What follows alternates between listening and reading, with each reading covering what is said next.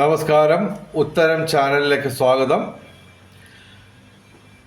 കടക്കെണിയിൽപ്പെട്ട വ്യക്തികൾക്ക് വേണ്ടി അവർ ഏതു വിധേനയും കടക്കെണിയിൽ നിന്ന് മോചിതരാക്കാനുള്ള ഒരു ലക്ഷ്യവുമായിട്ടാണ് ഉത്തരം ചാനൽ പ്രവർത്തിക്കുന്നത്. ദയവായി കടക്കെണിയിൽപ്പെട്ട മുഴുവൻ പേരും 100% പേരും ഈ ചാനൽ സബ്സ്ക്രൈബ് ചെയ്യുക, ലൈക്ക് ചെയ്യുക, വീഡിയോകൾ ഷെയർ ചെയ്യുക, കമൻറ്റ് ചെയ്യുക. ഞാൻ ജീസസ് സാംബശിവൻ, കാഥികൻ ശ്രീ വി സാംബശിവൻ്റെ മൂന്നാമത്തെ മകനാണ്. ഈ വീഡിയോയിൽ ഞാൻ പറയുന്ന പ്രധാനപ്പെട്ട പോയിന്റ് എന്ന് പറയുന്നത് ഇതാണ്: പണം അടിസ്ഥാനമാക്കിയ വ്യവസ്ഥ സമ്പൂർണമായും ലോകത്ത് തകർന്നു കഴിഞ്ഞു. മലയാളി അത് അറിഞ്ഞില്ലെന്നേ ഉള്ളൂ. കാരണം മലയാളിക്ക് ഇപ്പോൾ ഈ പറഞ്ഞ കണക്ക് സഖാവ് പിണറായി വിജയൻ്റെ ഗവൺമെൻറ് കടമെടുത്തിട്ടായാലും ശമ്പളവും പെൻഷനും കൊടുക്കുന്നുണ്ട്. അതുകൊണ്ട് മാത്രമാണ് മലയാളി ഈ വിവരം അറിയാത്തത്. അത് പിണറായി വിജയൻ്റെ ഗവൺമെൻറ്റിന് എല്ലാ കാലവും ഈ കടം കിട്ടുന്ന ഒരവസ്ഥയിൽ നിന്ന് മാറ്റം ഉണ്ടാവും. അപ്പോൾ തീർച്ചയായിട്ടും ശമ്പളവും പെൻഷനും മുടങ്ങിക്കഴിഞ്ഞാൽ തീർച്ചയായിട്ടും ഗുരുതരമായ പ്രത്യാഘാതങ്ങൾ കേരളത്തിലും പ്രതിഫലിക്കും. ലോകത്ത് എമ്പാടും കറൻസി ബേസ്ഡ് സിസ്റ്റം, പണം അടിസ്ഥാനമാക്കിയ സിസ്റ്റം സമ്പൂർണമായും തകർന്നു എന്നുള്ള വിവരമാണ് ഈ ഇതിലെ പ്രധാനപ്പെട്ട ചർച്ചാ വിഷയം. ഇത് പറയുന്നതിൻ്റെ അടിസ്ഥാനം ഇതാണ്: 2024 കണക്കനുസരിച്ച് ലോകത്തിൻ്റെ മൊത്തം രാജ്യങ്ങളുടെയും മൊത്തം ഡെപ്റ്റ് ടു GDP റേഷ്യോ അത് 328%. ഡെപ്റ്റ് ടു GDP റേഷ്യോ എന്താണെന്ന് ഞാൻ പറയാം. അതായത് 90% മാത്രമേ പാടുള്ളൂ ഈ ഡെപ്റ്റ് ടു GDP റേഷ്യോ എന്നതാണ് സാമ്പത്തിക വിദഗ്ധർ പൊതുവെ കരുതുന്നത്. 90% താഴെ നിൽക്കണം ഈ ഡെപ്റ്റ് ടു GDP റേഷ്യോ. ഇതിപ്പോൾ ലോകത്തിൻ്റെ മൊത്തം കടവും GDPയും തമ്മിലുള്ള അനുപാതം റേഷ്യോ 328%. ഇത് 2024 കണക്കാണ്. ഏറ്റവും ലേറ്റസ്റ്റ് ലഭ്യമായ വിവരമാണ് ഞാൻ പറയുന്നത്. അത് 2024 തന്നെ ഏത് മാസത്തിലാണെന്ന് നമുക്കറിയില്ല.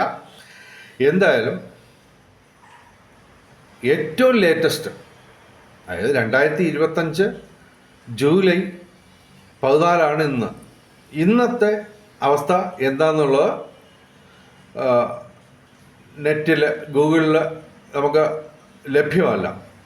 എങ്കിലും ഉറപ്പിച്ച് പറയാം, ഈ 2024 328% എന്നുള്ള ആ കണക്ക് ഡെഫിനറ്റായിട്ടും 100% ഉറപ്പാണ്. അത് ഈ 328%-ൽ കൂടുതലായിരിക്കും. എന്താണ് ഈ ഡെപ്റ്റ് ടു GDP റേഷ്യോ എന്ന് അറിയാത്തവർക്ക് വേണ്ടി ചെറുതായിട്ടൊന്ന് അത് വിശദീകരിക്കാം. ഡെപ്റ്റ് എന്ന് പറഞ്ഞാൽ കടം, ഒരു രാജ്യത്തിൻ്റെ മൊത്തം കടം. ഇപ്പോൾ ഉദാഹരണത്തിന് ഇന്ത്യയുടെ മൊത്തം കടം, ഗവൺമെൻറ്റിൻ്റെയും ജനങ്ങളുടെയും എല്ലാം മൊത്തം കടം 318 ലക്ഷം കോടി രൂപയാണ് ഏകദേശം ഏറ്റവും ഒടുവിൽ കിട്ടിയ ഡേറ്റ അനുസരിച്ച്.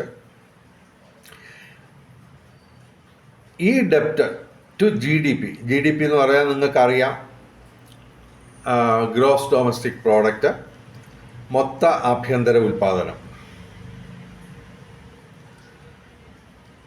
ഇത് ലളിതമായിട്ട് പെട്ടെന്ന് ഒറ്റ വാക്കിൽ സാധാരണക്കാർക്ക് മനസ്സിലാവുന്ന ഭാഷയിൽ പറയുകയാണെങ്കിൽ GDP എന്ന് പറയുന്നത് ഉൽപാദനം എന്നേ അർത്ഥമുള്ളൂ. ഒറ്റ വാക്കിൽ പറയുകയാണെങ്കിൽ, കുറച്ചുകൂടി വിശദീകരിക്കുകയാണെങ്കിൽ,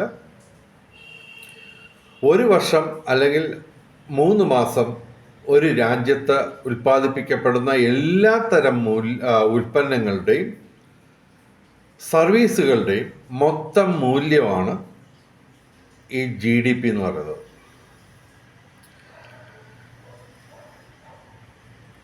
അപ്പോൾ അത് GDP വർധനവ് ഉണ്ടെന്ന് ഇന്ത്യ ഗവൺമെൻറ് നിരന്തരം ആവശ്യപ്പെടുന്നുണ്ട്, പ്രഖ്യാപിക്കുന്നുണ്ട്. അത് സത്യവുമാണ്. പക്ഷേ ഇന്ത്യയുടെ മൊത്തം കടം കൂടിക്കൊണ്ടിരിക്കുകയാണ്. അതിനനുസരിച്ച് ഈ GDP വർദ്ധിക്കുന്നില്ല. അതുകൊണ്ടാണ് ഇന്ന് നോക്കിയപ്പോൾ ഏറ്റവും ലേറ്റസ്റ്റ് വിവരം അനുസരിച്ച് ഇന്ത്യയുടെ ഡെപ്റ്റ് ടു GDP റേഷ്യോ 92.8% ഉയർന്നിരിക്കുകയാണ്. ഇന്നലെ രാവിലെ അത് 92.79% മെനഞ്ഞാന്ന് 92.78 ആയിരുന്നു. അപ്പോൾ ഏകദേശം 0.01% വെച്ച് ഈ ഡെപ്റ്റ് ടു GDP റേഷ്യോ ഇന്ത്യയുടേത് ഉയർന്നുകൊണ്ടിരിക്കുകയാണ്. യഥാർത്ഥത്തിൽ മൊത്തം കടം ഡെപ്റ്റ്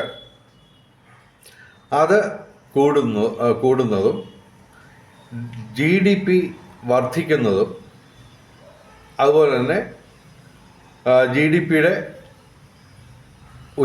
GDP ഉയരുന്നതിൻ്റെ ശതമാനവും പ്രത്യേകം നമ്മൾ അസസ് ചെയ്യുന്നതല്ല യഥാർത്ഥത്തിൽ വേണ്ടത്. മറിച്ച് ഈ മൊത്തം കടവും അതുപോലെ തന്നെ GDPയും തമ്മിലുള്ള അനുപാതം, റേഷ്യോ, അതാണ് ഒരു രാജ്യത്തിൻ്റെ സമ്പദ് വ്യവസ്ഥയുടെ ശക്തി ദൗർബല്യങ്ങൾ നിശ്ചയിക്കുന്നത്. അപ്പോൾ നമ്മൾ ഏറ്റവും പ്രധാനമായിട്ടും നമ്മൾ കണക്കാക്കേണ്ടത്, കൺസിഡർ ചെയ്യേണ്ടത് ഈ ഡെപ്റ്റ് ടു GDP റേഷ്യോ ആണ്. ഇത് ഏകദേശം 6-7 മാസം മുമ്പ് ഇന്ത്യയുടെ ഡെപ്റ്റ് ടു GDP റേഷ്യോ 98% കടന്നിരുന്നു. അന്ന് കേന്ദ്ര ഗവൺമെൻറ് ചെയ്തത് കയ്യിൽ ഉണ്ടായിരുന്ന വിദേശ നാണ്യ ശേഖരം മാർക്കറ്റിലിറക്കി അത് ഈ ഡെപ്റ്റ് ടു GDP റേഷ്യോ 92% താഴെയാക്കി, ഏകദേശം 91 ആക്കി കുറച്ചു. പക്ഷേ അന്ന് മുതൽ ഇത് ഏകദേശം 0.01% വെച്ച് കൂടിക്കൊണ്ടിരിക്കുകയാണ്. എന്ന് പറഞ്ഞു കഴിഞ്ഞാൽ കടം കൂടുന്ന ആ സ്പീഡ് GDP വർദ്ധിക്കുന്ന സ്പീഡിനേക്കാൾ കൂടുതലാണ്. അതുകൊണ്ടാണ് ഈ ഇന്ത്യയുടെ ഡെപ്റ്റ് ടു GDP റേഷ്യോ വർദ്ധിച്ചുകൊണ്ടിരിക്കുന്നത്. എങ്കിലും സാമ്പത്തിക വിദഗ്ധർ പറയുന്നത് ഈ ഡെപ്റ്റ് ടു GDP റേഷ്യോ 90% താഴെ ആയിരിക്കണം. അത് വെച്ച് നോക്കുമ്പോൾ ഈ 92.8% എന്നുള്ളത് അത്ര വലിയ കൂടുതലൊന്നുമല്ല. ഇന്ത്യ ഏറെക്കുറെ സുരക്ഷിതമാണെന്ന് നമുക്ക് പറയാമെങ്കിലും ലോകം മുഴുവൻ തകരുമ്പോൾ ഇന്ത്യയെ അത് ബാധിക്കും. തീർച്ചയായിട്ടും കേരളത്തെ അത് ബാധിക്കും. നിങ്ങൾക്കറിയാമല്ലോ, ഈ ആഗോള സമ്പദ് വ്യവസ്ഥ സമ്പൂർണ്ണമായിട്ട് തകർന്നിരിക്കുന്നു. അതിൻ്റെ ഏകദേശം ഒരു ചെറിയ 1-2 കാര്യങ്ങൾ ഞാൻ പറയാം. അമേരിക്കയുടെ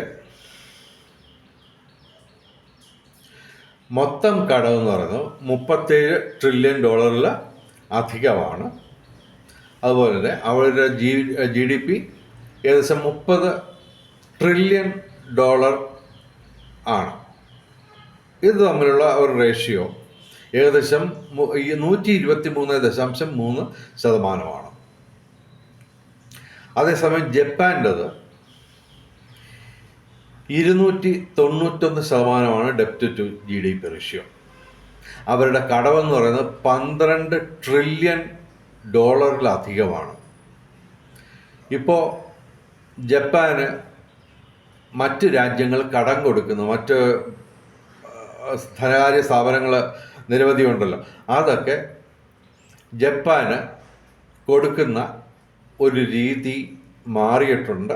ഗണ്യമായി ആരും കടം കൊടുക്കാത്ത ഒരവസ്ഥയിലേക്ക് ജപ്പാൻ നീങ്ങിക്കൊണ്ടിരിക്കുകയാണ്. ഇതിനു മുമ്പ് ഗ്രീസ് എന്ന് പറയുന്ന രാജ്യത്തിനും ഇതേ സംഭവം ഉണ്ടായി. ഇപ്പോഴും അത് നിലനിൽക്കുകയാണ്. ഗ്രീസിൻ്റെ ഡെറ്റ് ടു GDP റേഷ്യോ 198%. അപ്പോൾ ആ രാജ്യം കടക്കെണിയിലാണ്. അതായത് ഗ്രീസ് എന്ന് പറയുന്ന രാജ്യത്തിന് വർഷങ്ങളായിട്ട് ഇപ്പോൾ ആരും തന്നെ ഒരു രാജ്യമോ അല്ലെങ്കിൽ ധനകാര്യ സ്ഥാപനമോ കടം കൊടുക്കുന്നില്ല. നിങ്ങൾക്കറിയാം ശ്രീലങ്കയിലെ സംഭവം നടന്നത്. അവിടുത്തെ സമ്പദ് വ്യവസ്ഥ സമ്പൂർണമായും തകർന്നു. ഇതുപോലെ സമ്പൂർണമായും സമ്പദ് വ്യവസ്ഥ സമ്പൂർണമായും തകർന്ന രാജ്യങ്ങൾ ഒന്നും രണ്ടും അല്ല, 30ഓളം രാജ്യങ്ങളിൽ സമ്പൂർണമായും തകർന്നു. അതിൽ തന്നെ പ്രധാനപ്പെട്ടത് വെനിസുലയാണ്. വെനിസുലയിലെ പ്രധാനപ്പെട്ട ഗുരുതരമായ പ്രശ്നം എന്ന് പറഞ്ഞാൽ അവിടുത്തെ ഹൈപ്പർ ഇൻഫ്ലേഷനാണ്. ഇൻഫ്ലേഷൻ എന്ന് പറഞ്ഞാൽ നിങ്ങൾക്കറിയാം, ഒറ്റ വാക്കിൽ നമുക്ക് പറയുകയാണെങ്കിൽ വിലക്കയറ്റം എന്ന് ലളിതമായിട്ട് പറയാം. അപ്പോൾ ഇന്ത്യയുടെ ഇൻഫ്ലേഷൻ എന്ന് പറയുന്നത് 6% താഴെയാണ്, 2%, 6% ഇടയിലാണ്. അത് ഏകദേശം ഓക്കെയാണ്. സാമ്പത്തിക വിദഗ്ധർ പറയുന്നത് ഈ ഇൻഫ്ലേഷൻ 2%-നും 6%-നും ഇടയിൽ നിൽക്കണമെന്നാണ്. അത് ഇന്ത്യയെ സംബന്ധിച്ചിടത്തോളം ഓക്കെ ആണെങ്കിലും ഈ വെനിസുല എന്ന് പറയുന്ന രാജ്യത്ത് ഇൻഫ്ലേഷൻ കഴിഞ്ഞിട്ട് അതിൻ്റെ കൂടിയ അവസ്ഥയായ ഹൈപ്പർ ഇൻഫ്ലേഷൻ ഒരു 2 വർഷത്തിന് മുമ്പ് 100,000% ഉയർന്നിരുന്നു. വിലക്കയറ്റം ക്രമാതീതമായി. അപ്പോൾ ഇപ്പോൾ അത് ഏകദേശം 2000-3000% നിൽക്കുകയാണ്. അതും ഇപ്പോൾ നമുക്ക് ആ രാജ്യത്തെ കറൻസി ബേസ്ഡ് സിസ്റ്റം സമ്പൂർണമായും തകർന്നു. അപ്പോൾ അതുപോലെ തന്നെ ലോകത്തിൻ്റെ ഭൂരിപക്ഷം രാജ്യങ്ങളുടെ, പ്രത്യേകിച്ച് യൂറോപ്യൻ രാജ്യങ്ങൾ, അമേരിക്കയും യൂറോപ്യൻ രാജ്യങ്ങളും, അതായത് ഞാൻ USA പറഞ്ഞു, ജപ്പാനിൻ്റെ പറഞ്ഞു, ഇനി പറയാൻ പോകുന്നത് ഈ ഡെപ്റ്റ് ടു GDP റേഷ്യോ 90%-ത്തിൽ കൂടുതലായിട്ടുള്ള രാജ്യങ്ങൾ, പ്രധാനപ്പെട്ട രാജ്യങ്ങളുടെ പേരുകളാണ്. അവയൊക്കെ തന്നെ, അതായത് ഏകദേശം 50%-ത്തിലേറെ രാജ്യങ്ങളിൽ ഈ ഡെപ്റ്റ് ടു GDP റേഷ്യോ 90%-ത്തിൽ കൂടുതലായി കഴിഞ്ഞു. ലോകത്തിൻ്റെ മൊത്തം ഡെപ്റ്റ് ടു GDP റേഷ്യോ 328% കടന്നിരിക്കുകയാണ്. അപ്പോൾ ലോകം കടക്കെണിയിലാണ്. അപ്പോൾ ഞങ്ങൾ പറയുന്ന പ്രധാനപ്പെട്ട പോയിന്റ് എന്ന് പറയുന്നത് ഇതാണ്: ഈ കറൻസി ബേസ്ഡ് സിസ്റ്റം, അതായത് മോണിറ്ററി സിസ്റ്റം, പണം അടിസ്ഥാനമാക്കിയിട്ടുള്ള വ്യവസ്ഥ സമ്പൂർണമായും തകർന്നു എന്നുള്ളതാണ്. ഇത് ഇപ്പോഴത്തെ അവസ്ഥയിൽ മാത്രമല്ല, യഥാർത്ഥത്തിൽ ഈ കറൻസി ബേസ്ഡ് സിസ്റ്റം നിലവിൽ വന്നിട്ട് ഏകദേശം 5000 കൊല്ലമാണ് ആയിട്ടുള്ളത്. ഈ കാലയളവിൽ മുഴുവൻ 100% സമയത്തും ഏകദേശം 50%-ത്തിലധികം ജനങ്ങളും ഈ അർദ്ധപട്ടിണിയിലോ മുഴുപട്ടിണിയിലോ ആണ്. അപ്പോൾ നേരത്തെ തന്നെ ഈ കറൻസി ബേസ്ഡ് സിസ്റ്റം അശാസ്ത്രീയമെന്ന് തെളിഞ്ഞു കഴിഞ്ഞതാണ്. നേരത്തെ തന്നെ, ഇപ്പോഴത്തെ അവസ്ഥയിൽ മാത്രമല്ല, ഇപ്പോൾ അത് അതീവ ഗുരുതരമായി മാറിയിരിക്കുന്നു.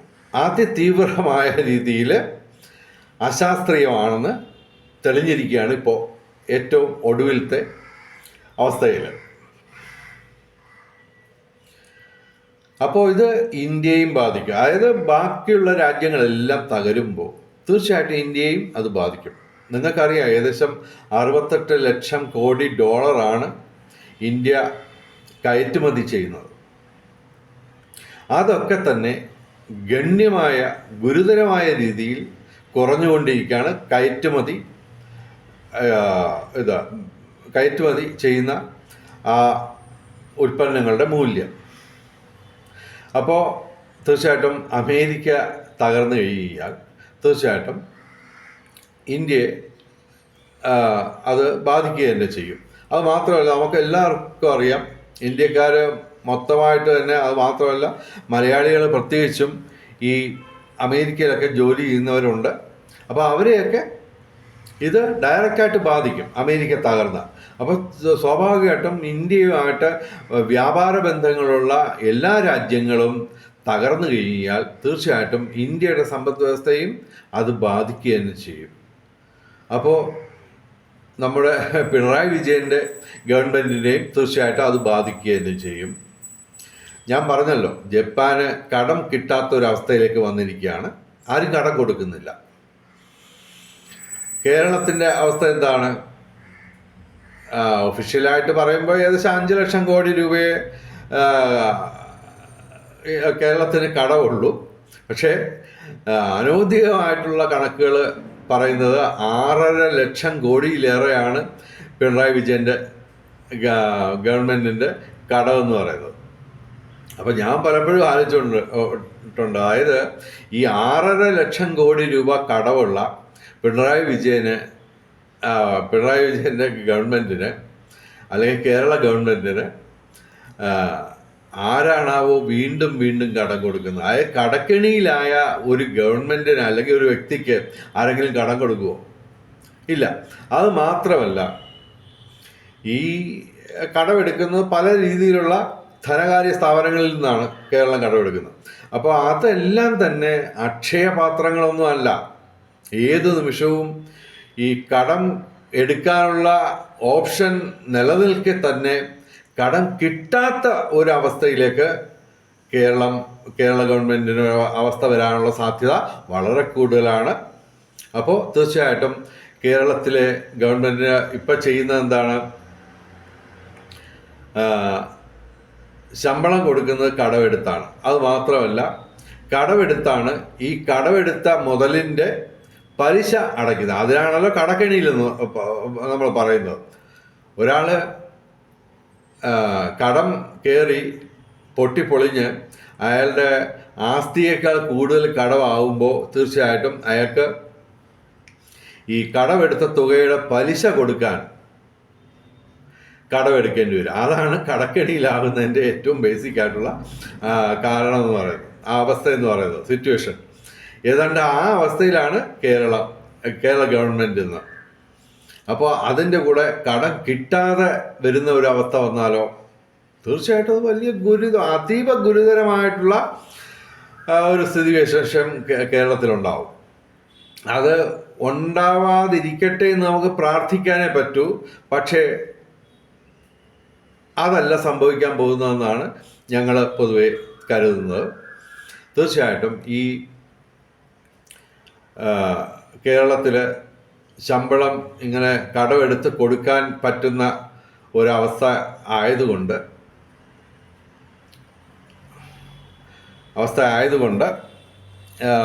തീർച്ചയായിട്ടും ഈ അവസ്ഥ നിലനിൽക്കുമ്പോൾ തീർച്ചയായിട്ടും ശമ്പളം കിട്ടാത്തൊരവസ്ഥ വരും. അപ്പോൾ യഥാർത്ഥത്തിൽ ഗവൺമെൻറ് കടമെടുത്ത് ശമ്പളം കൊടുക്കുന്നത് കൊണ്ടാണ് ഇന്നത്തെ നിലയിൽ കേരളം ഈ ലോകത്തെ കറൻസി ബേസ്ഡ് സിസ്റ്റം തകർന്നതിൻ്റെ ഒരു പ്രശ്നങ്ങൾ കേരളം അഥവാ മലയാളികൾ അറിയാത്തത്. അത് ഏത് നിമിഷവും ആ അവസ്ഥയിലൊക്കെ കേരളം വീണ്ടും വരിക തന്നെ ചെയ്യും. തീർച്ചയായിട്ടും ഈ കറൻസി ബേസ്ഡ് സിസ്റ്റം ലോകം മുഴുവൻ തകർന്ന ആ അവസ്ഥ മലയാളിയെയും ബാധിക്കാൻ ഇനി എത്ര കാലം എടുക്കുമെന്ന് പറയാനില്ല, എങ്കിലും മാസങ്ങൾക്കുള്ളിൽ അത് സംഭവിക്കാനുള്ള സാധ്യതയുണ്ട്. അപ്പോൾ ഇതൊന്നും തന്നെ, അതായത് ഇപ്പോൾ ഇത് കേട്ടുകൊണ്ടിരിക്കുന്ന നിങ്ങളോട് തന്നെ ഞാൻ ചോദിക്കുകയാണ്, ലോകത്തിൻ്റെ ഈ ഡെപ്റ്റ് ടു GDP റേഷ്യോ, അതാണ് നമ്മൾ മുഖ്യമായും ലോകത്തിൻ്റെയും ഓരോ രാജ്യത്തിൻ്റെയും സമ്പദ് വ്യവസ്ഥയുടെ ശക്തി ദൗർബല്യങ്ങൾ മനസ്സിലാക്കാൻ വേണ്ടി നമ്മൾ ആദ്യം ചെക്ക് ചെയ്യേണ്ട കാര്യമാണ് ഈ ഡെപ്റ്റ് ടു GDP റേഷ്യോ. അപ്പോൾ ഈ ലോകത്തിൻ്റെ മൊത്തം ഡെപ്റ്റ് ടു GDP റേഷ്യോ എന്ന് പറയുന്നത് 90% പാടുള്ളൂ. പക്ഷേ അത് 328%-ത്തിലധികമായ വിവരം നിങ്ങളിൽ എത്ര പേര് അറിഞ്ഞിട്ടുണ്ട്?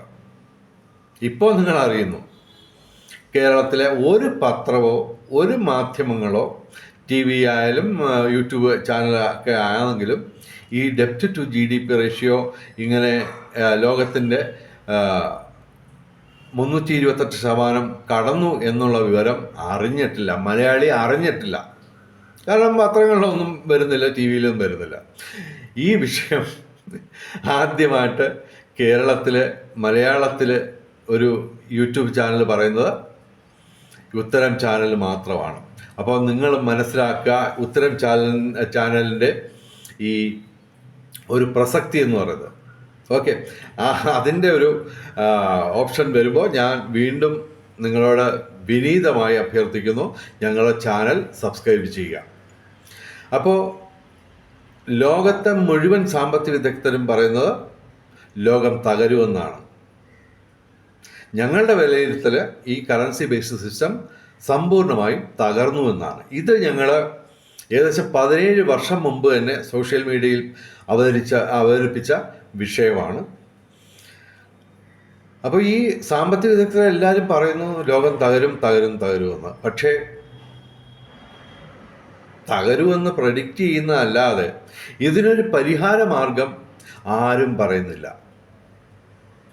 അപ്പോൾ അതിനുള്ള പരിഹാരം ഞങ്ങളുടെ കയ്യിലുണ്ട്. അതിൻ്റെ ഒരു അടിസ്ഥാനത്തിലാണ് ഈ ഉത്തരം ചാനലിൻ്റെ പിറവി ഉണ്ടായത്.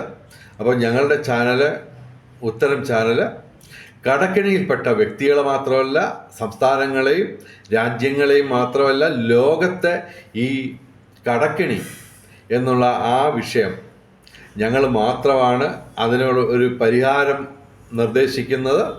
വേറെ ആരും തന്നെ ഒരു സാമ്പത്തിക വിദഗ്ധനും അറിയില്ല ഈ കടക്കെണിയിൽ നിന്ന് പുറത്ത് കടക്കുന്നത് എങ്ങനെയാണെന്നുള്ളത്. അത് ഞങ്ങൾ അതിൻ്റെ കാര്യങ്ങൾ എങ്ങനെ ഈ കടക്കെണിയിൽ നിന്ന് രക്ഷപ്പെടാം എന്നുള്ള കാര്യങ്ങൾ ഞങ്ങളുടെ മറ്റ് വീഡിയോകളിലൊക്കെ പ്രധാനമായിട്ടും പറഞ്ഞിട്ടുണ്ട്. എങ്കിലും അതിൻ്റെ ഒരു ചെറിയ ഒരു കമൻറ്റ് കൂടി പറഞ്ഞുകൊണ്ട് ഈ വീഡിയോ അവസാനിപ്പിക്കാം. അതായത് കറൻസി രഹിത വ്യവസ്ഥ എന്നൊരു സിസ്റ്റം, അതായത് അതിൻ്റെ നിർവചനം ഇതാണ്. കറൻസി രഹിത വ്യവസ്ഥ, അതിൻ്റെ ഒരു നിർവചനം ഞാൻ പറയാം. ഭൂമിയിലെ പ്രകൃതി സമ്പത്തും മെറ്റീരിയൽസും ടെക്നിക്കൽ എക്യുപ്മെൻറ്റ്സും ടെക്നോളജിയും മാൻ പവറും പണത്തിൻ്റെ തടസ്സമില്ലാതെ ഗവൺമെൻറ്റുകൾക്ക് സ്വതന്ത്രമായി ഉപയോഗിക്കാൻ കഴിയുന്ന ഒരു പുതിയ സാമ്പത്തിക വ്യവസ്ഥയാണ് കറൻസി രഹിത വ്യവസ്ഥ. ഇതിനെപ്പറ്റി 3 വീഡിയോകൾ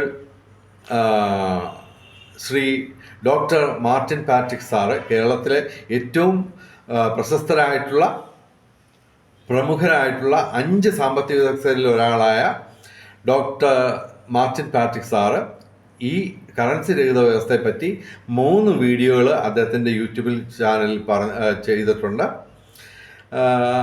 അദ്ദേഹത്തിൻ്റെ ചാനലിൻ്റെ പേര് ലോജിക് ബുള്ളറ്റിൻ എന്നാണ്.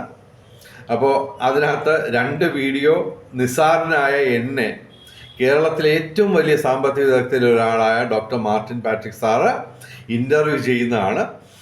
അപ്പോൾ ആ കറൻസി രഹിത വ്യവസ്ഥയുടെ പൂർണ്ണമായ വിവരങ്ങൾ പറയാൻ 3 മണിക്കൂർ എടുക്കും.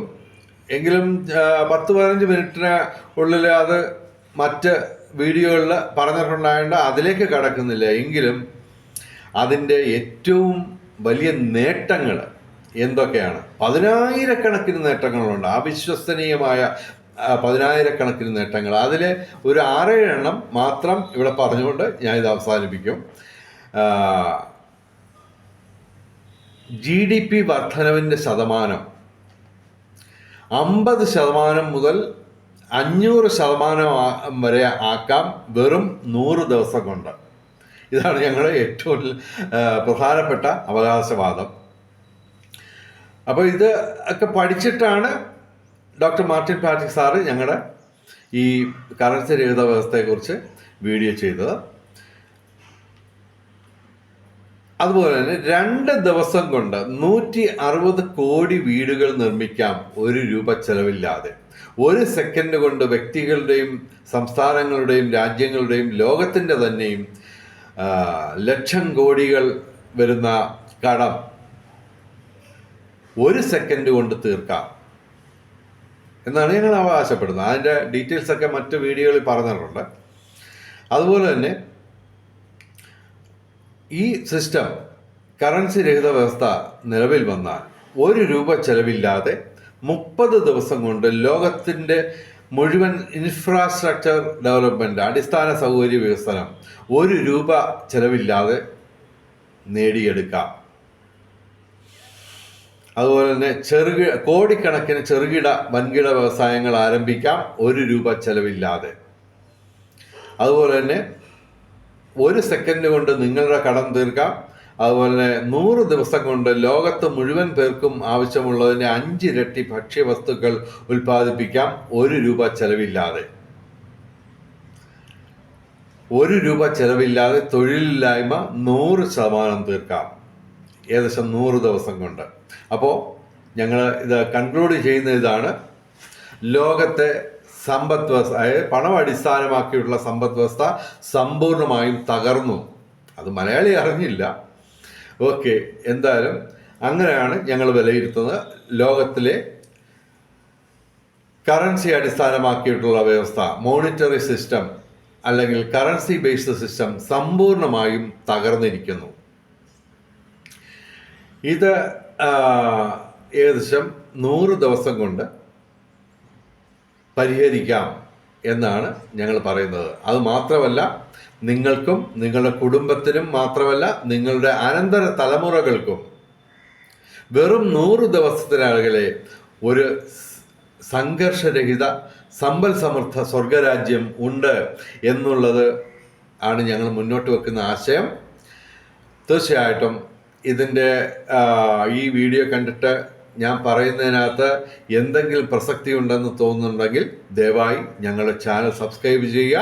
ഈ വീഡിയോ മാത്രമല്ല മറ്റ് വീഡിയോകളും കണ്ട് അത് ഷെയർ ചെയ്യുകയും ഈ ആശയം പ്രചരിപ്പിക്കുകയും ഞങ്ങളുടെ കൂടെ കടക്കെണിയിൽ നിന്ന് മനുഷ്യരാശിയെ സംരക്ഷിക്കാനുള്ള പ്രവർത്തനത്തിന് വേണ്ടി ഞങ്ങളോടൊപ്പം കൂട്ടുചേരുക. ഞങ്ങളുടെ വാട്സാപ്പ് നമ്പർ പറയാം: 9847291363. ഈ നമ്പറിൽ വാട്സാപ്പ് മെസ്സേജുകൾ അയയ്ക്കുക. അതുവഴി ഞങ്ങളുടെ ഗ്രൂപ്പിൽ ചേരാം, ഉത്തരം വാട്സാപ്പ് ഗ്രൂപ്പിൽ ചേരാം. അപ്പോൾ എല്ലാവരും, ഉത്തരവാദിത്വ ബോധമുള്ള ഓരോ പൗരനും ഈ ചാനൽ സബ്സ്ക്രൈബ് ചെയ്യുകയും ഞങ്ങളുടെ വാട്സാപ്പ് ഗ്രൂപ്പിൽ അംഗമാവുകയും ലോകത്തെ ഒരു സംഘർഷരഹിതവും സമ്പൽ സമൃദ്ധവുമായ ഒരു സ്വർഗരാജ്യമാക്കാൻ വെറും 100 ദിവസത്തിനകലെ സാധ്യത നിലനിൽക്കുകയാണ്. ഈ സമ്പൂർണമായും ഈ ലോക സമ്പദ് വ്യവസ്ഥ തകർന്നിരിക്കുന്നത്. എന്തായാലും കൂടുതൽ നീട്ടുന്നില്ല, ഞങ്ങളോടൊപ്പം കൂട്ടുകൂടുക. നമുക്കൊരുമിച്ച് ഈ ലോകം വെറും 100 ദിവസം കൊണ്ട് സമ്പൽ സമൃദ്ധമാക്കാം എന്ന് പറഞ്ഞുകൊണ്ട് ഈ വീഡിയോ അവസാനിപ്പിക്കുന്നു. നമസ്കാരം, ശുഭദിനം.